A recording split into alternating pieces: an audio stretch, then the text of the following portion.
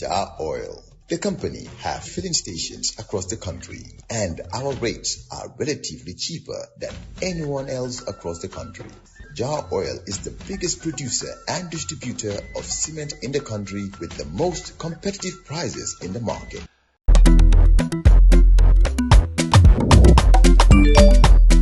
Excellent jams, Wave. Yo, apply. Yo, luta do de. Luta mo nulo jël moto nga andil ma xaalis. Hello? Bustle mu fine. What? Bustle mu fine. Oh, yes! Wave Axina Gambia. Deposit and withdraw money, pay bills and buy mobile credit without fees. Transfer money wherever in the country for only 1% fee. At Wave. Bustle mu fine. Wave. Your money is yours. It's coffee time with Peter Gomez. We're live on radio and on YouTube. We are grateful to Wave and Jar Oil. Okay, let's get to the questions. Hello, Peter. Why has the Sukuta traffic light been a sabotage? We expected a bridge that would have eased the traffic and make it more comfortable without any stress. Again, why Coastal Junction, not Sukuta, which has more requirements than Coastal Road, comparing the nature of the road and traffic? It was said that it is going to be rectified, but still to no avail. What a waste of resources. Okay, Peter, the thing is, he's mentioned two things there, which is a bit conflicting. But the Sukuta Jabang, I think that's the one he's talking about. Yes. Yeah, that's, there's a phase 3, Peter. I'm not sure whether you are aware, but works have started. The phase 3 is mainly really the service roads they're going to build. And in addition to the service roads, the Sukuta Jabang interchange is going to be a overbridge, just like the turntable. So in answer to his question, yes, that will be a flyover there. That will ease congestion, I'm sure. Hello, Mr. Peter. I really want to ask if they couldn't afford street lights on the Jabang Jambajeli highway to minimize accidents. Why not a double-lane highway from you to Faraba with street lights, but first of all, to consider street lights from Yundum to Brikama, even before a highway as soon as possible? Street lighting, yes. We are in conversation at the ministry level, I think, on a solar lighting project where you have more street lighting provided throughout the country. And I'm sure some of those strategic loads will be lit sooner or later. All right. So it's something in the pipeline we're thinking about. All right. Good morning, sir. Ask him if there are any plans to do the Jokadu to Nyomi Road, the road that begins in Dasilame to Bali before turning to Chise Majau and goes all the way to Fas. You know all these areas, don't you? Yeah, well, the thing is, Peter, we are building so many roads that even myself now get lost in it. But what I can assure you, Peter, if some roads are not being built, there is a project with the World Bank at the moment called the Gambia Infrastructure Project, which has identified about 500 kilometers of roads, Peter, to be studied, at least a feasibility study. Once we have the feasibility study and they are bankable, so if we have investors or people that want to fund the project, either development partners or private individuals, then we can have a chat and they can progress it from preliminary studies to detailed design and construction. So we have 500 kilometers. In fact, some of those 500 kilometers, I think, is going to be built by the World Bank. And then other funding agencies are also expressing interest now to build. But the good thing is you would have done all the studies, feasibility studies, and it's all ready to go. Good morning, Peter. What about the maintenance of the road from Nawek towards KMC, Gamsel, and PIU, which has big holes and is making a lot of damage on our bolt joints, and which is very costly in terms of repair cost? So I urge the MD of NRA to look into this road. You know, the road that they're talking about, where you have the Canifing Magistrates Court? Yeah. The thing is, there is a problem or an issue with these roads in terms of their conditions for maintenance. Maintenance is expensive also. And I must admit, funding could be challenging sometimes. But we're working on this, Peter, and we're prioritizing. For example, at the moment, we're working on the Westfield Sukuta Road. That also is very, very bad, you can imagine. So that is being worked up on the moment. So we are prioritizing this in terms of use of the road, the function it provides and how important it is, how much traffic it carries. and we'll be coming to them one by one. But funding, Peter, can be challenging. Yeah, but you have what? Is it $75 million sitting in the Central Bank of the Gambia? Not yet. That's not yet, Peter. And that's also... How do you mean that's not yet? No, who said we have $75 million sitting in Central Bank? Well, you know there's a $75 million. So why did you say not yet? Well, so you're expecting $75 million? Well, the thing is, yes, this is a funding arrangement, but it is coming. But when you say sitting there, that's what surprised me, Peter. It's not sitting there. And obviously, I told you we're building 600 kilometers of roads, Peter, at the moment, isn't it? So it's a lot of funding issues with road building. When the minister comes here and says government is building, and you sit here and say you're building, who is building actually? No, government. The government is really a government, yes. Yeah. Yes. Yeah, but when Sila talks about the OIC road, that's not NRA, is it? No, those are not NRA, yeah. NRA is building. All these roads are being implemented by NRA. So, just so that you understand, the ministry is line ministry. Yes. Yeah, for transport, works and infrastructure. So, they are the line ministry for policy and regulation. Mm-hmm. But we are the implementing agents. So we implement projects on their behalf. So OIC roads, all of those are being implemented by NRA. Okay. Yes. Hello, Uncle Peter. Good morning. Can you please help me ask the MD about the update on the road of Maria Mokunda to Yuna? You know Maria Mokunda to Yuna? Yeah, I know that road. That's our Lot 5 road. It's slow. The pace of progress of the project is slow. And what's slowing the pace? It's slow. There are a few issues with the contractor here and there. You're not paying the contractor or what? No, we are paying. The contractor has some issues there, and we're sorting that out. He doesn't have the capacity, or she doesn't have the capacity? It's a combination of issues, but we are working on those. And it's slow. It's very slow. It's holding up a road, for what, 2 communities? Because you're talking about Maria Mokunda and Yuna. It's an important connection, Peter, and we're working on that. Yeah, but how fast? They want it fast. I know that, Peter, and we're doing our best to make sure it is fast, Peter. Okay. I can assure you. Mm-hmm. Uncle Peter, this explanation is completely different from what the mayor said. It's like night and day, and we don't know whom to believe. I urge you to bring the mayor and him together next week for a face-to-face discussion on the radio. Well, we shall see whether that is possible.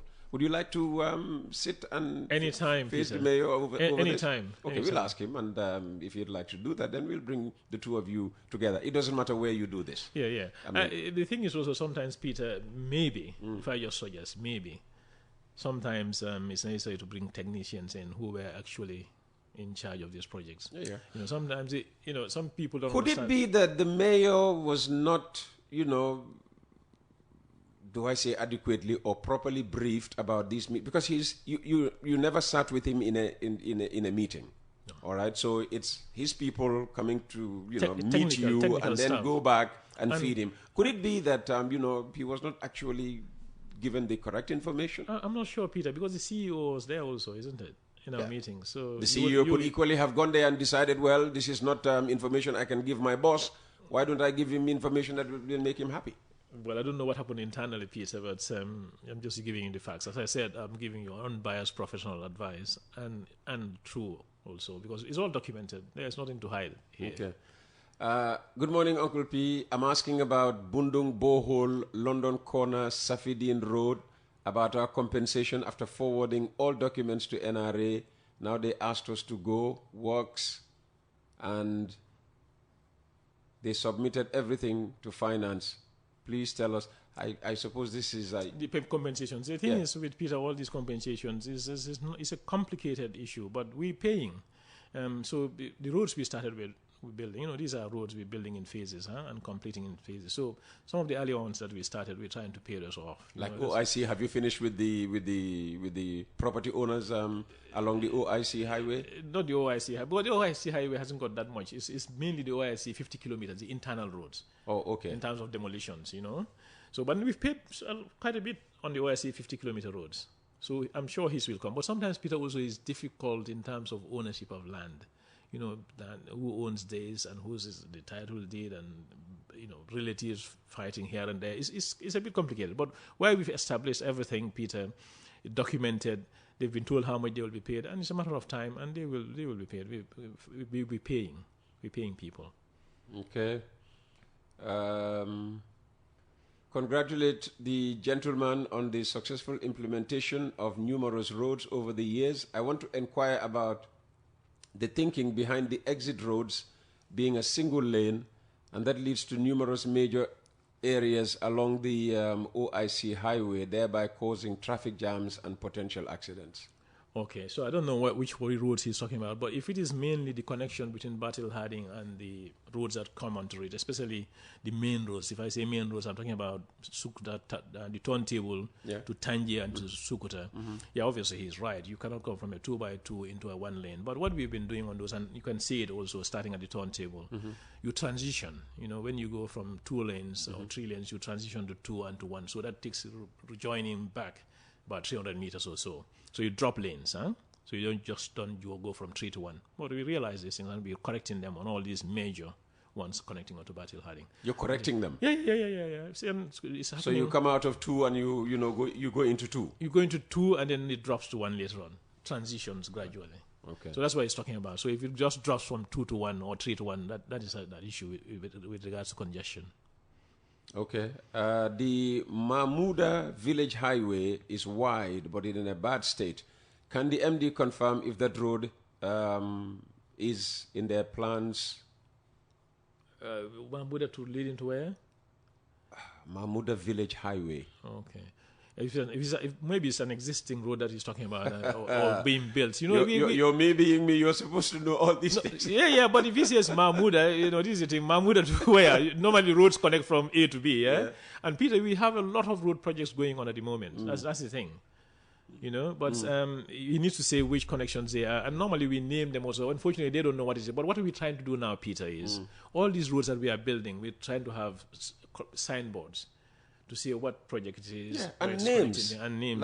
Like in the UK, if you say M1, and so on and so forth. No, Peter, we are working on that. In fact, I dare say for the first time in the history of NRA, we've digitized our road network now. You have? Yes, we have a digital mapping of our roads because we're trying to digitize all our assets, including roads. And next thing with that, Peter, is going to be the naming of the roads and the classification of the roads. And that will then walk into our partnership with the local authorities to try and discuss with them what roads we will be looking after, what they will be looking after. These are all future plans. That's why I'm telling you, it's not saying they're not going to build, but these things can all be looked at. And we're looking at our act at the moment. But I believe, if you ask me professionally, is they should have a role in it. That's my professional view.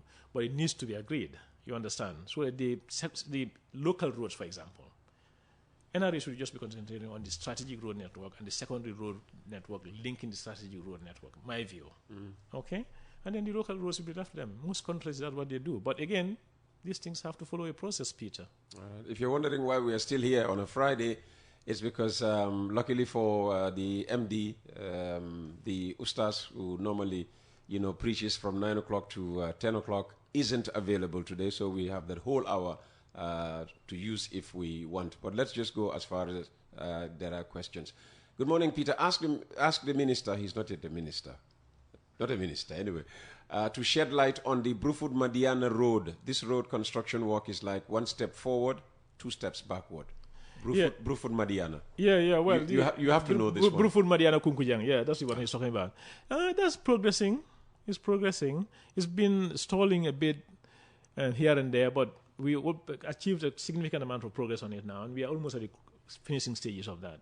Yes, it's gone on for some time. It's one of our road maintenance projects, but yes, it's progressing, and it's slow again. And the thing is, Peter, with all these projects and all the money that's spent on them, and then the contractors that we have, some are extremely, we're extremely happy with, but everything cannot be 100% success, quick and fast as we wanted. But we're trying. You seem to have more problems with your contractors than yes. That's the thing. Sometimes that's the issue. Contractors challenges for contractors, Peter. Good morning, Mr. Peter. Please, can the MD make a spot visit to the Woolinkama Bruford Road and see for himself the poor workmanship of the pedestrian pavements? There is no embankment at the end, hence exposing the base, which will be washed away when the rains come.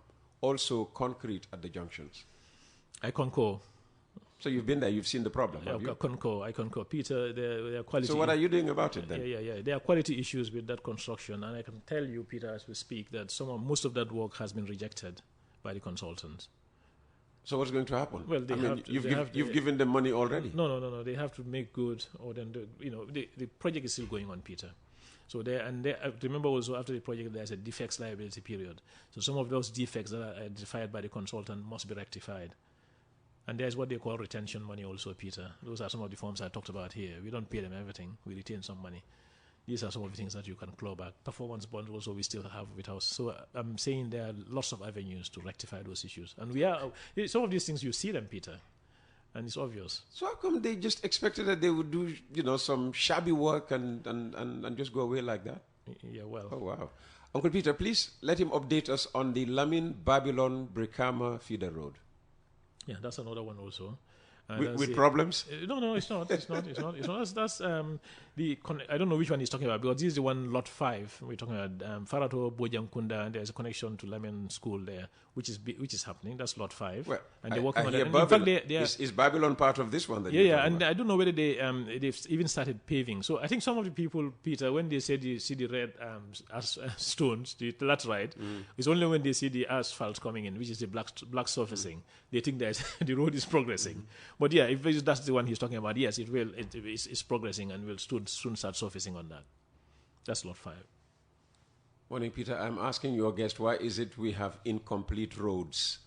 I suppose. Where is that? Well, I suppose everywhere. I mean, you've started all these projects. Maybe is it these internal OIC roads? 50 kilometers. Yeah. So what we've done, Peter, is we realized that at some point contractors were starting in different places. So what we've done is introduce sectional completion. So you go and do one road, you finish it, and you move to another. So you can see with that we achieved a lot of progress, because in some places, and I said this, and I said it myself, you cannot start certain roads at all. Leave them until you finish others. Because what's not acceptable, Peter, is to start construction and you dig things and leave them there. Yeah. So once you start, you raise the hopes of people. Yes, and then you disappear for a while. And not only that, Peter, but again, it's a hazard when people are using it. So true. So that's what we introduced. Sectional completion. That's what they are doing now. Start somewhere, complete, move to the next. Okay, that's a good idea. This is coming from a whole honorable Pamalik Sise. Okay. Of Farato. Okay. Says, good morning, sir. Can the MD update the residents of Farato Telecenter, Bafuloto Community Road? Yeah, that's also one of the contracts coming up very soon. In fact, it's let already to the same contractor working on this Farato Bojankunda Road, lot 5. That will happen. That's let. That contract is let already. Mm-hmm. Uncle Peter, could you please ask MD who, NRA or KMC, is responsible for fixing the road at Cooperative Junction, and who is in charge of covering those dangerous drainage areas from Nawek to Iceman? No, the roads at the moment is us. Maintaining roads we are maintaining, yeah? So if it is on the public highway like that, it's us looking after that, yeah? Why is the NRA allowing contractors to build substandard roads, which give way barely after a year or two, only for them to go over it all over again? Also, why are contractors not providing befitting diversions, which I believe is also part of the overall cost? A case in point is the coastal road leading to Tabokoto. Yeah, again, two questions there. Substandard roads and things. Yes, Peter, not roads we're building now, but just going back to roads that we built before, which took 2-3 years and they are washed away. So sometimes it's a combination of things, poor quality also, and then also sometimes substandard drainage. We acknowledge that, Peter, but it needs improvements in this thing. So there is what they call a defects liability, normally just 1 year. But I think what we should be looking at as professionals in this area is to extend that period. So the guarantee can be over a much longer period. That holds the contractor accountable, even if he walks out 5 years down the line. And some countries are doing it, Peter. That's the only way you go around that. Yeah, some countries are doing it. Why are we not doing it? Yeah. And also it's just being careful again, Peter, in terms of just some of these contractors coming into the market. We have to be a bit more vigilant in terms of how we look at them. And again, a lot of people coming into this industry, Peter, sometimes look at it as a business-making venture. with briefcases just to come in and have. You must know construction. But they are getting away with it, aren't they? Yeah. No. I'm not saying they're getting away with it. I'm just saying in the future, because there are a lot of construction projects coming. So this advice is for just the future. So we just need to be careful about that and making sure that these people are vetted properly and they build roads that we know they've done and they've demonstrated that they've done this before we give them these roads. Good morning, Uncle Peter and MD. Can you ask him about their plans for the road that comes from College to Jambur? Okay. The College to Jambur Road, again, Brikama College you're talking about? Yeah. I'm trying to understand which road here. You're asking the wrong person. Yeah, because I don't know who the person who talked about it. Because I'm saying there are a few things we're doing there now in terms of roads. So I don't if there's I know where Gambia College is. There is a road that connects from where you come to Brikama, the Nyambai forest, going down the road that's paved. Yes. And there's a connection from there connecting onto Jambur. Maybe that's the one he's talking about. And that's a good connection. Does it come out at the Gambia College? Yes, it comes out from onto the Brikama, Nyambai. And that's a good connection anyway in terms of bypassing Farato. So if you come into Brikama. So what's the update on works on that connection? There is no plan for that road at the moment. No plan? No plan in our current plans in terms of constructing a road. But again, Peter, I talked about these 500 kilometers of roads that are coming up. Those roads can be included depending on their strategic importance. Again, I think it has a function in terms of that bypass that it provides from Farato, which can be congested at times. But from that connection, you go straight to the Sukuta Jabang road that connects you onto the Battle Harding. So there is a strategic connection there. Speaking of bypasses, hi Uncle Peter, could you ask your guest whether there are plans to expand the Abuko bypass to reduce the traffic congestion on the Tabokoto-Latrikuna road? The MD should know that the Abuko bypass is really small. Yeah, I don't know which one he's talking about, but as far as I know, the Sting Corner, Abuko. Is it not the one that comes out almost at the Daral? That's what he's talking about. At the Gamtel junction. That's what he's talking about, and that is a PPP. Well, it's a proposed PPP project that is being studied at the moment. So that's an important connection, and it's in fact in our national development plan. So we're looking at that, Peter, and that's an important road for the government, and we're working on that. Good morning, Uncle Peter. Please remind Mr. Sanyang, NRA MD, that the Brikama-Gunjur highway would also need maintenance as the rainy season is kicking in, because as it stands, most of the tarmac sideways are eating up. All they need is to put some gravel on the sides to further sustain it. Please let him consider that side for maintenance as well. Brikama-Gunjur highway. Yeah, noted, Peter. It's the same with all our strategic road network. We are working on them. We have them in our plans to patch and do whatever we can to maintain their long life, really. And we're working very hard on that, Peter. Funding is a bit of a constraint, but again, we're talking with government at the very highest level to put in more money in road maintenance.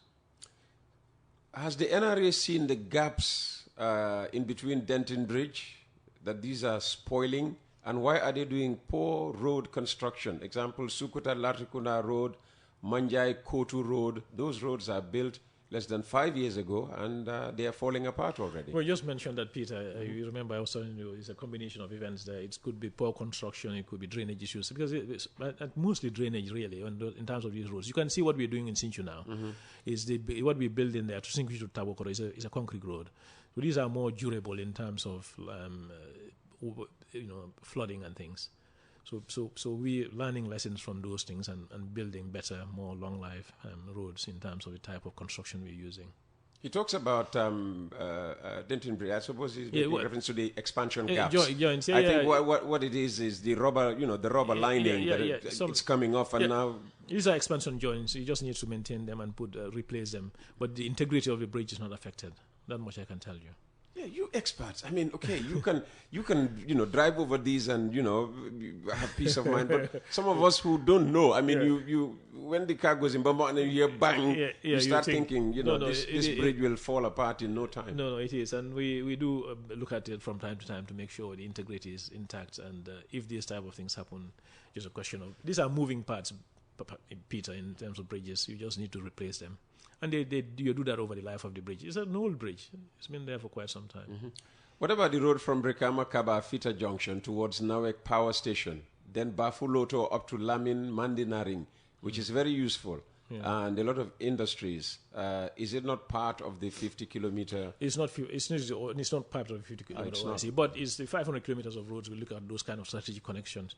By the way, that road also connects onto the Sukuta, this bypass that you're talking about at Bafuloto end. This thing called Abuko. Okay. Peter, your guest did not complete the answer about the lack of befitting diversions on the roads under construction. Sorry. Okay. Yeah. So, he's right, Peter. My audience, they hold people to account for the program. No, he's right. Peter, the diversions in the phase 1 and 2 of Battle Harding was not great, I must admit. And we need to improve that. And the contractor and consultants are quite aware of that. In fact, they have now got a new person looking after that aspect of it's important if you especially now, but hopefully with the side roads now that we are building, the main road will still be operational. We might not have that kind of a problem, but still it's an issue. When you're building roads, you have to have diversions, and not only diversions, Peter, it has to progressively signed to lead to people to where they want to go. You see, the diversion will start here at the main road, and then when you go in, there is no continuity in the signage, and that's what is a challenge, and we are aware of this. He is right, and we need to improve on that. Why are there no diversions on the coastal road to Tabokoto as we enter the rainy season? Yeah, well, that's the thing. That's the thing I'm just talking about. Are you going to... Well, we will push the contractor, definitely. Please tell the gentleman the road from coastal road to Jabang through Tauto is narrow. Water pipes are not removed. They are leaking. No water canal. In fact, the first rain will wash everything away. You know this road?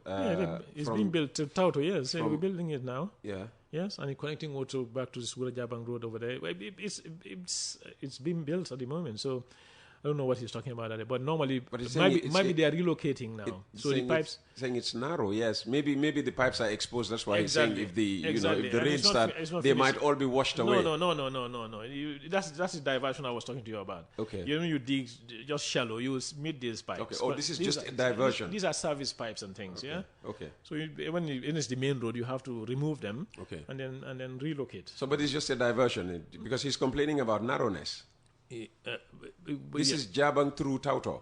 Yeah, that's what I'm saying. Yeah. That road is a standard road. It should be a standard road. Yeah, but it's narrow. Yeah. If it's standard, why should it be narrow? No, our roads are not narrow. I don't know what it means. If this is an existing, they are building that road as we speak. Okay. So I know about that. Mm-hmm.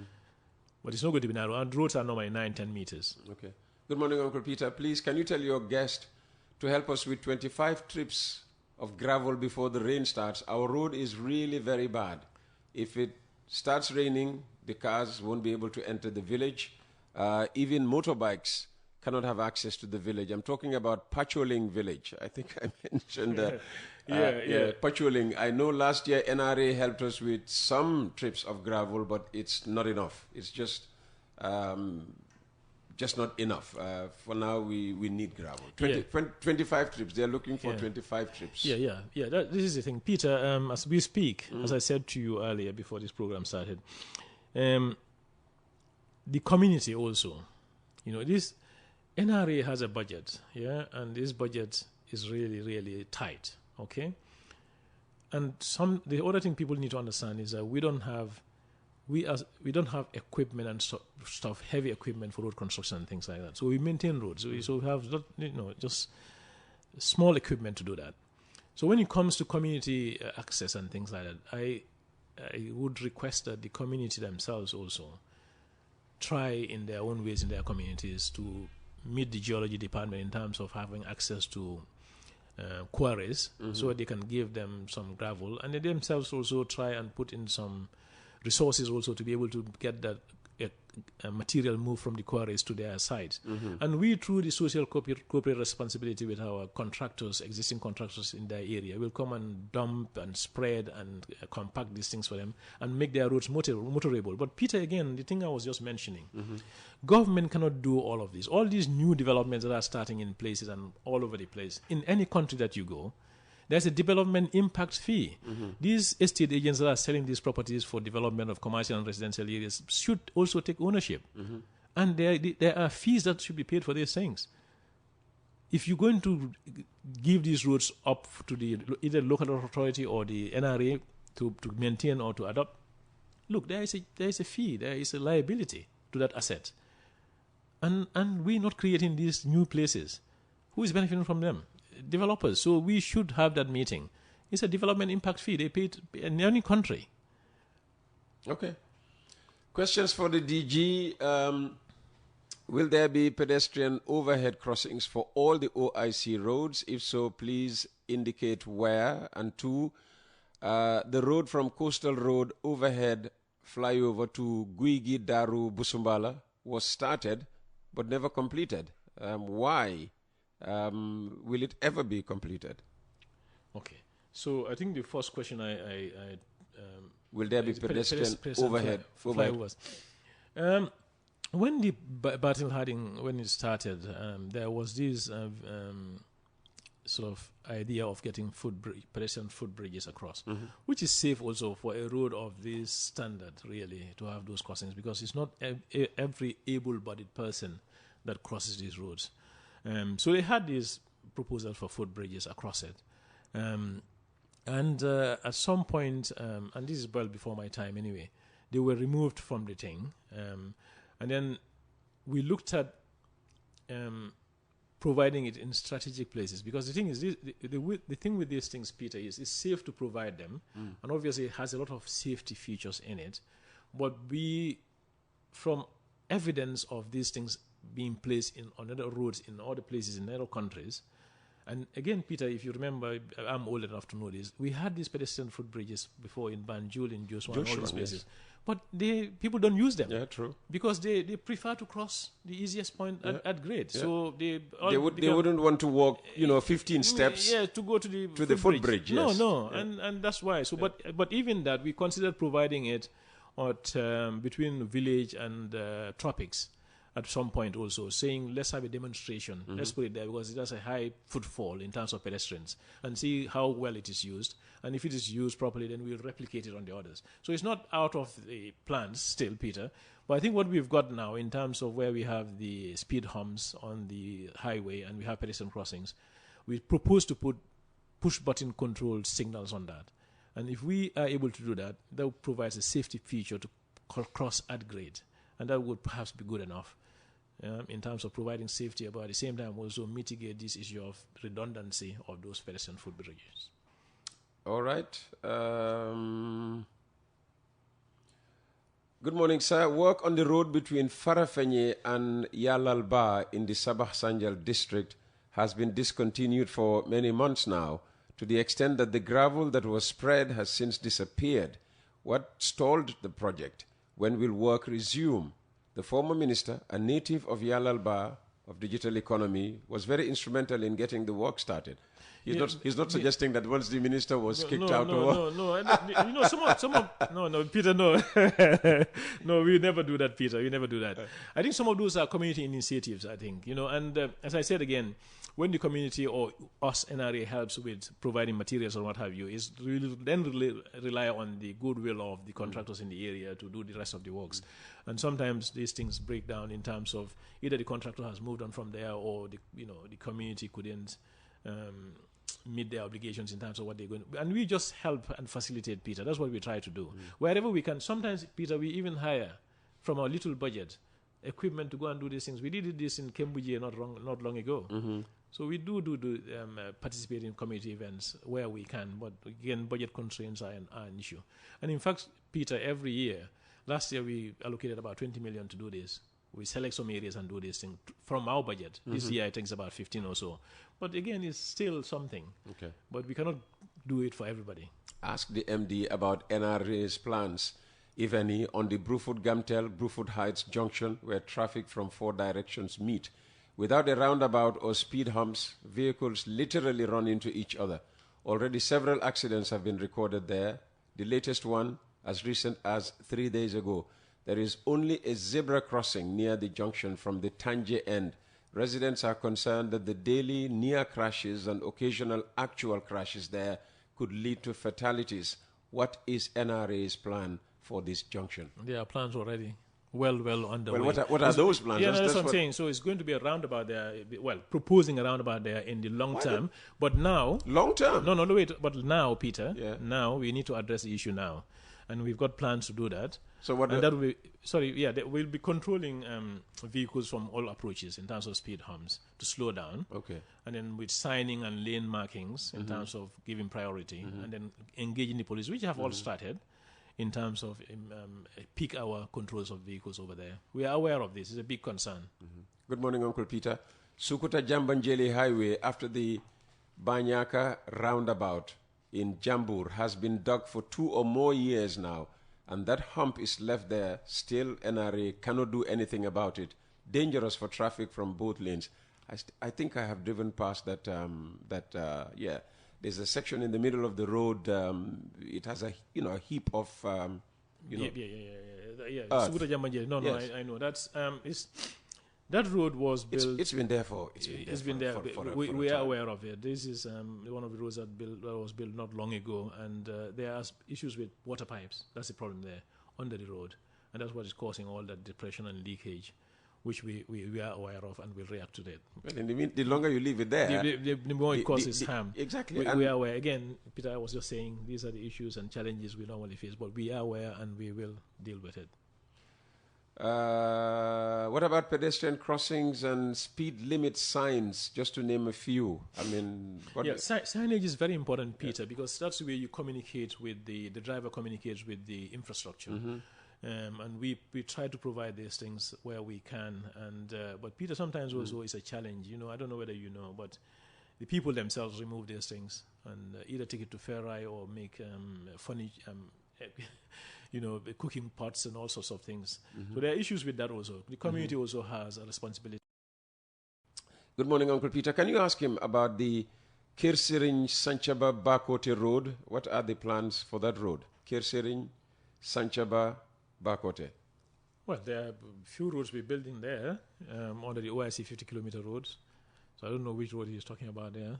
Well, you should know all these roads. No, that's what I'm saying. Maybe that's why you should start giving your roads names. Yes, that's what I'm saying. We're building roads in that area, Peter, under the OIC 50-kilometer roads. Yeah. So, well, probably maybe you started this road, started some work, disappeared, and now he's asking what's happening. On all the roads that we're building, it may be one of those roads where we maybe it's an untouched road. It's an area that needs to be worked, because he's saying, what are the plans for that road? Exactly. So that's what I'm saying. So the thing is, Peter, with all these roads that we are building in the OIC 50-kilometer roads, they provide strategic connections between existing roads.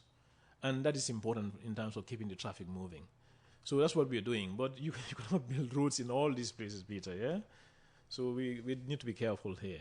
Okay. And this one says, hi, Uncle Peter, can you ask your guest what effort is being made to rehabilitate roads in Brikama? Example, Newtown, police station front, etc. Yeah, I think there are plans on the government's road building to look into these urban centers. Starting, we did something in Banjul.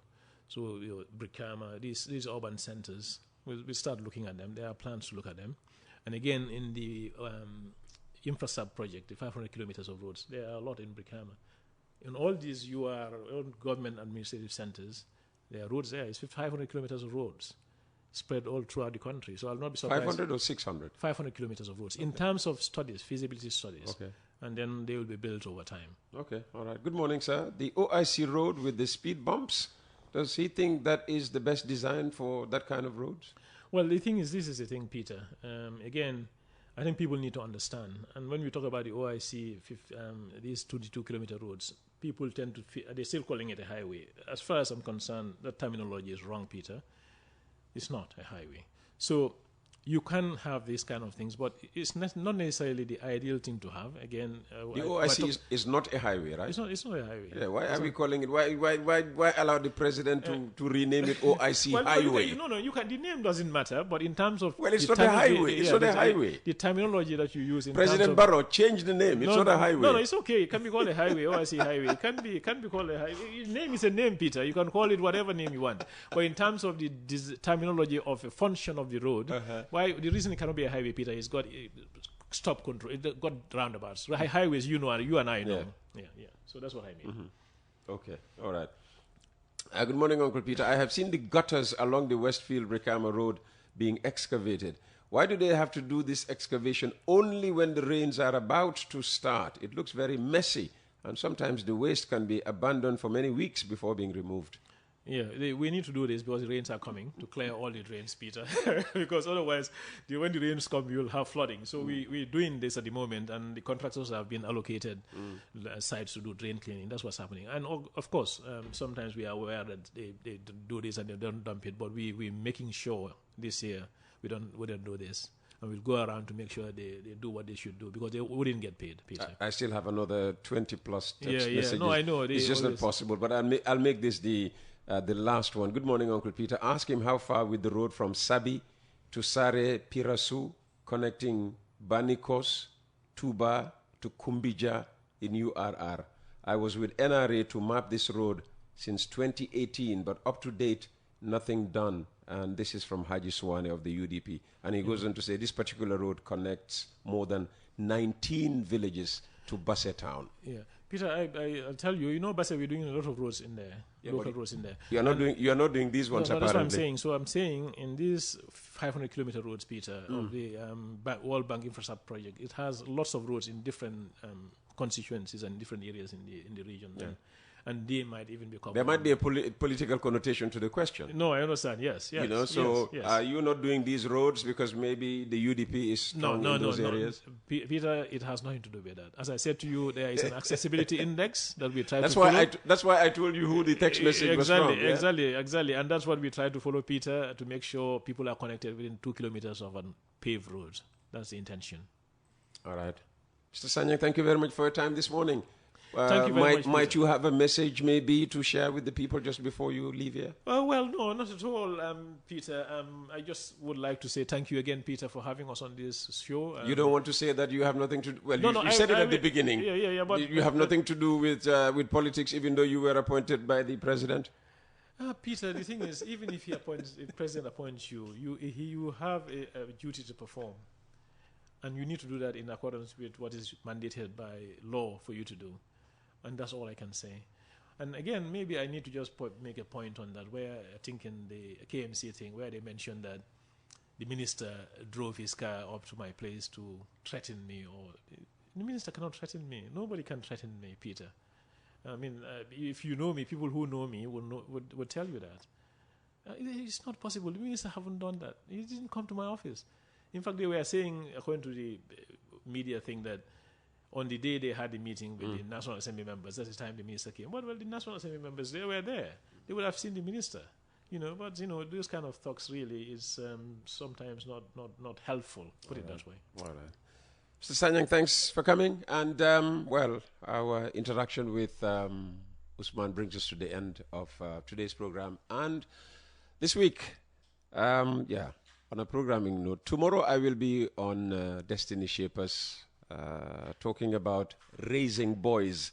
So if you're a dad like me and you've raised boys, please call into the program and give us some ideas. Destiny Shapers is actually a program led by very young people, and they're Auntie Elena. So looking forward to that tomorrow. It starts at 10 o'clock. Jar Oil, the company, have filling stations across the country, and our rates are relatively cheaper than anyone else across the country. Jar Oil is the biggest producer and distributor of cement in the country with the most competitive prices in the market.